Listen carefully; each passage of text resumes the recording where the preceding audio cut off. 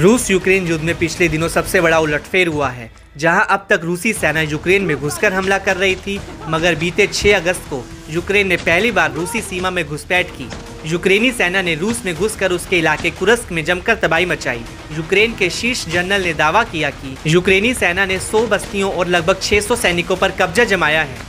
दावा है कि रूसी सैनिक इलाके में जवाबी हमला करने और यूक्रेनी सेना को घेरने की कोशिश कर रहे थे, मगर उन प्रयासों को विफल कर दिया गया। बता दें कि कुर्स्क रूस के लिए कोई आम जगह नहीं है, बल्कि ये इलाका रूस के लिए काफी मायने रखता है। ये वह जगह है जहाँ पर रूस ने द्वितीय विश्व युद्ध में बड़ी जीत दर्ज की थी। कुर्स्क एक तरह से रूस का विक्ट्री पॉइंट माना जाता है। हालांकि रूस के कुर्स्क पर धावा बोलकर यूक्रेन ने मौजूदा युद्ध की आग को भड़का दिया है। खुद रूसी राष्ट्रपति ने यूक्रेन के इस कदम को उकसावे भरा बताया था, साथ ही यूक्रेन को इसका नतीजा भुगतने के लिए भी चेताया था। रूस यही नहीं रुका, बीते दिनों लगातार 2 दिन यूक्रेनी राजधानी कीव और उसके करीब 12 शहरों में धमाके कर अपना बदला चुकता किया है। माना जा रहा है कि रूसी सेना अभी भी प्रतिशोध की आग में जल रही है।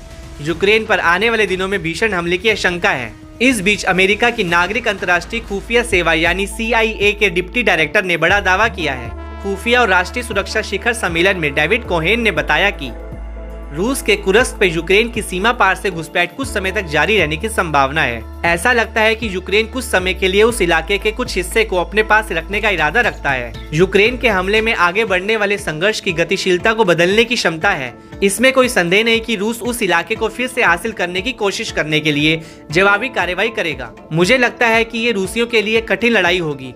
अभी इसमें शुरुआती दिन है, इसलिए हमें देखना होगा कि यहाँ सब कैसे होता है। गौरतलब है कि रूस यूक्रेन युद्ध में पहली बार ऐसा हुआ है कि जब रूस के हाथों से हालात बेकाबू होते दिखे हैं। दावा है कि यूक्रेनी सेना की कुर्स्क ऑपरेशन की प्लानिंग टॉप सीक्रेट थी, जिसकी रूसी सैनिकों को बिल्कुल भी भनक नहीं लग पाई थी।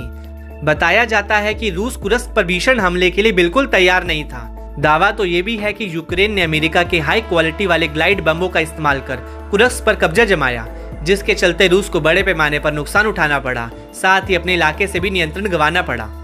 वहीं यूक्रेनी हमले से तिल मिलाए रूसी राष्ट्रपति ने कहा कि घुसपैठ और उससे रूसी नागरिकों को हुए नुकसान ने यूक्रेन के साथ बातचीत को असंभव बना दिया है। वहीं पहली बार रूस को पटखनी देने वाला यूक्रेन कुर्स्क हमले के बाद से मजबूत स्थिति में आ गया है।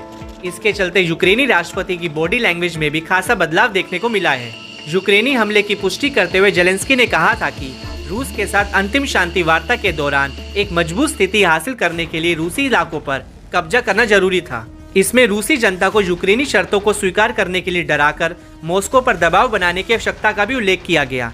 ऐसा दावा है कि पश्चिमी देशों के दबाव के चलते जेलेंस्की ने कुछ हद तक नरमी बरती। यूक्रेनी राष्ट्रपति ने बफर जोन बनाने को एक महत्वपूर्ण उपलब्धि घोषित किया।